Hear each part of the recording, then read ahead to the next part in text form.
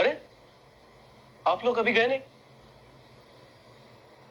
ठीक है, मुझे देर हो रही है, आप लोग जा सकते हो।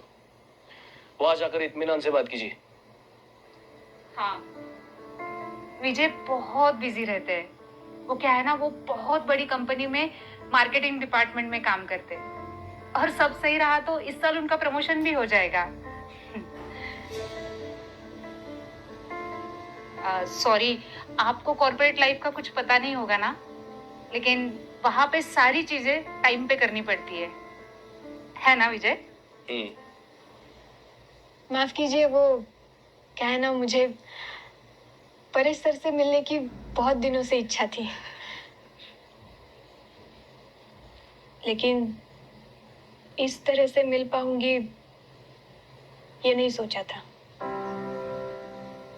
जब वृद्धाश्रम के लिए उनका नाम सुना तो मुझसे रहा नहीं गया, इसीलिए मैं खुद उनको लेने चली आई। पिताजी भी आने वाले थे, लेकिन उनको थोड़ा काम था, इसीलिए नहीं आए। और वैसे भी अभी अंकल तो हमारे साथ ही रहने वाले हैं। क्या आप पिताजी को पहले से जानती थी? मैं नहीं, लेकिन मेरे पिताजी बहुत अच्छी तरीके से जानते थे। एक वक्त था जब मेरे पिताजी बहुत बुरे दौर से गुजर रहे थे। तब अंकल ने हमारी बहुत मदद की थी और मेरी पढ़ाई के लिए भी बहुत सपोर्ट किया था। अच्छा है ना, तुम्हें भी इनका एहसान चुकाने का मौका मिल रहा है। और वैसे भी तुम्हें देखकर नहीं लग रहा है कि तुम कोई बड़ा काम कर सकती हो। बेटा ये क्या कह रहे हो? अंकल ठीक है, कोई बात नहीं। वैसे सही कह रहे हैं सर। चलिए अभी हमें चलना चाहिए।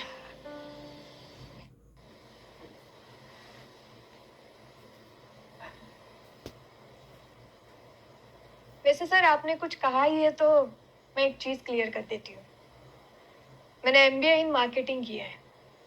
3 साल मैंने एक मल्टीनेशनल कंपनी में काम किया और इन 3 सालों में मुझे मेरी काबिलियत देख के 2 बार प्रमोशन मिला।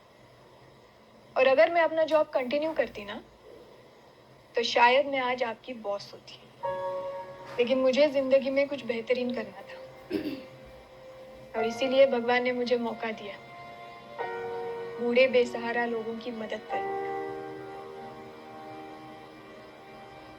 चलिए अंकल।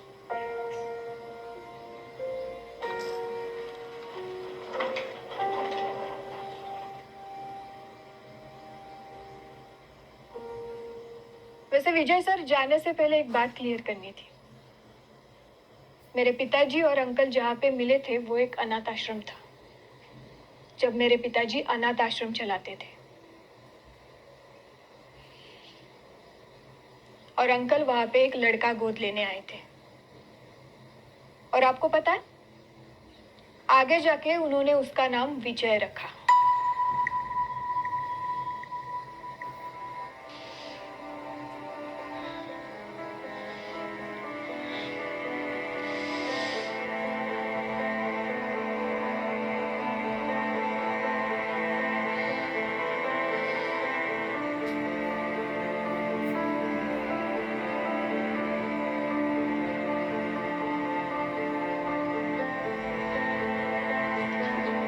विजय, विजय संभालो।